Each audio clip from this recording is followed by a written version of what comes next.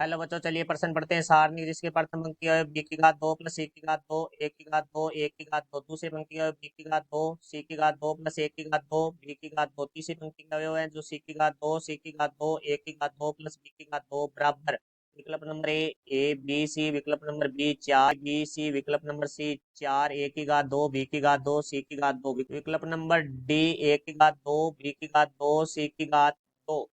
मुख्य अवधारणा तो हमारा जो पर्सन है वो सारणिक से संबंधित है। तो देखो सारणिक को हम डेल से लिखते हैं, तो डेल बराबर हमें जो पर्सन में सारणिक दी गई है उसको लिखेंगे। तो डेल बराबर सारणिक जिसके प्रथम पंक्ति के में बी की घात 2 प्लस सी की घात 2 ए की घात 2 ए की घात 2।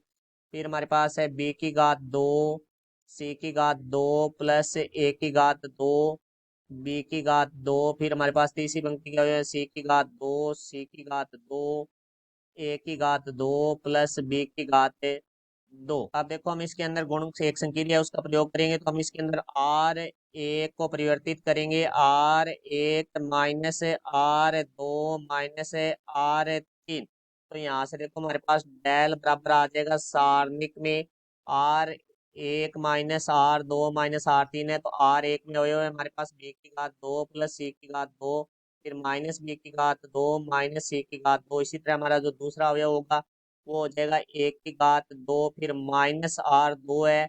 तो यहाँ से हमारे पास हो जाएगा माइनस सी की घात 2 माइनस ए की घात 2। फिर हमारे पास हो जाएगा माइनस सी की घात 2। फिर हमारे पास हो जाएगा ए की घात 2 माइनस बी की घात 2 माइनस ए की घात 2 माइनस बी की घात 2। अब देखो हमारे पास जो दूसरी पंक्ति है उसके अवयव है बी की घात 2 सी की घात 2 प्लस ए की घात 2 बी की घात 2। तीसरी पंक्ति के जो अवयव है हमारे पास वो है सी की घात 2 सी की घात 2। फिर हमारे पास है ए की घात 2 प्लस बी की घात 2। यहाँ से देखो भाई हमारे पास डेल बराबर आ जाएगा सारणिक के। अब देखो यहाँ से बी की घात 2 से बी की घात 2 है वो हमारा कट जाएगा, सी की घात 2 से सी की घात 2 कट जाएगा। तो यहाँ से तो हमारे पास आ गया शून्य। यहाँ से देखो एक की घात 2 से एक की घात 2 कट गया, तो यहाँ से हमारे पास आ गया माइनस 2 सी की घात 2। यहाँ से हमारा एक की घात 2 से एक की घात 2 कट गया, तो यहाँ से हमारे पास आ गया माइनस 2 बी की घात 2। तब दूसरी पंक्ति में हमारे पास अवयव आ जाएंगे बी की घात 2 सी की घात 2 प्लस ए की घात 2 बी की घात 2। जो पंक्ति है उसमें हमारे अवयव आ जाएंगे सी की घात 2 सी की घात 2 ए की घात 2 प्लस बी की घात 2। अब हम इसका आर एक के सापेक्ष प्रसार करते हैं, तो हम लिखेंगे आर एक के सापेक्ष प्रसार करने पर। तो देखो आर एक के सापेक्ष प्रसार करेंगे तो डेल बराबर हमारे पहला अवयव लेंगे जो कि हमारे पास शून्य है। फिर हमारा जो पहला अवयव है शून्य वो प्रथम पंक्ति और प्रथम स्तंभ में आ रहा है, तो प्रथम पंक्ति और प्रथम स्तंभ के अवयवों को छोड़कर शेष अवयवों को हम सारणिक के रूप में लिखेंगे। तो सी की घात 2 प्लस ए की घात 2 बी की घात 2 सी की घात 2 ए की घात 2 प्लस बी की घात 2।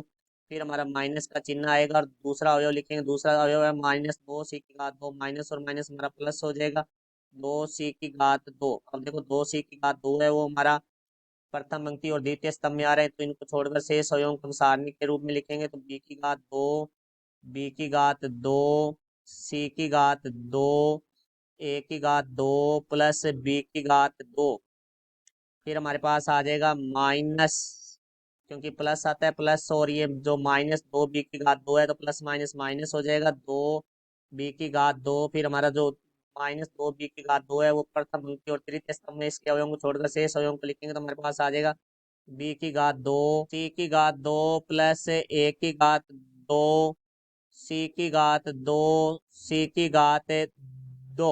तो देखो इसको आगे हल करते हैं, तो डेल बराबर हमारे पास आ जाएगा शून्य को किसी संख्या से गुणा करते हैं तो हमारे पास शून्य आता है। फिर हमारे पास है 2 सी की घात 2। अब देखो इस सारणिक को हल करेंगे तो मुख्य विकर्ण क्या हुए हैं जिनको गुणा करेंगे, मुख्य विकर्ण क्या हुए हैं बी की घात 2 और एक की घात 2 प्लस बी की घात 2। तो यहाँ से आ जाएगा बी की घात 2 गुणा में एक की घात 2 प्लस बी की घात 2। फिर हमारा माइनस का चिन्ह आएगा और जो दूसरा विकर्ण है उसके अवयवों को गुणा करेंगे जो कि बी की घात 2 और सी की घात 2 है। तो यहाँ से आ जाएगा बी की घात 2 सी की घात 2 माइनस हमारे पास है 2 बी की घात 2। फिर हम इसके सारणी के मुख्य विकर्ण के अवयवों को गुणा करेंगे, जो कि हमारे पास है बी की घात 2 सी की घात 2। तो यहाँ से आ जाएगा हमारे पास बी की घात 2 सी की घात 2 माइनस दूसरे विकर्ण के जो अवयव है सी की घात 2 व सी की घात 2 प्लस ए की घात 2, इसको गुणा करेंगे तो हमारे पास आ जाएगा सी की घात 2 गुणा में सी की घात 2 प्लस ए की घात 2। तो यहाँ से देखो भाई हमारे पास डेल बराबर आ जाएगा 2 सी की घात 2। अब बी की घात 2 का अंदर गुणा करेंगे तो हमारे पास आ जाएगा ए की घात 2 बी की घात 2 प्लस बी की घात 2 को बी की घात 2 से करेंगे तो बी की घात 4 माइनस यहाँ से हमारे पास देखो आ जाएगा बी की घात 2 सी की घात 2। फिर हमारे पास माइनस 2 बी की घात 2, यहाँ से देखो अंदर गुणा आ जाएगा बी की घात 2 सी की घात 2 माइनस सी की घात 2। सी की घात 2 है तो सी की घात 4 हो जाएगा माइनस सी की घात 2 प्लस ए की घात 2 को गुणा करेंगे तो माइनस ए की घात 2 सी की घात 2। तो यहाँ से देखो भाई हमारे पास डेल बराबर 2 सी की घात 2 का अंदर गुणा करेंगे तो हमारे पास आ जाएगा 2 ए की घात 2 बी की घात 2 सी की घात 2 प्लस 2 बी की घात 4 सी की घात 2 माइनस 2 बी की घात 2 सी की घात 4। फिर माइनस 2 बी की घात 2 का अंदर गुणा करेंगे तो माइनस 2 बी की घात 4 सी की घात 2 माइनस और माइनस प्लस 2 बी की घात 2 सी की घात 4। फिर माइनस और माइनस प्लस 2 ए की घात 2 बी की घात 2 सी की घात 2। तो यहाँ से देखो जो पद हमारे कट रहे हैं उनको हम काट देंगे तो यहाँ से देखो भाई हमारे पास प्लस का 2 बी की घात 4 सी की घात 2 है तो माइनस का 2 बी की घात 4 सी की घात 2 कट जाएगा। फिर माइनस 2 बी की घात 2 सी की घात 4 है तो प्लस 2 बी की घात 2 सी की घात 4 है वो कट जाएगा। तो यहाँ से हमारे पास डेल बराबर आ जाएगा 2 ए की घात 2 बी की घात 2 सी की घात 2 प्लस 2 ए की घात 2 बी की घात 2 सी की घात 2। तो यहाँ से आ गया 4 ए की घात 2 बी की घात 2 सी की घात 2। तो ये हमारे सारणिक का मान है जो कि हमारा विकल्प नंबर सी है। तो हमारे प्रश्न का उत्तर है विकल्प नंबर सी। तो ये हमारे प्रश्न का उत्तर हुआ। मैं आशा करता हूँ समझ आया होगा। धन्यवाद।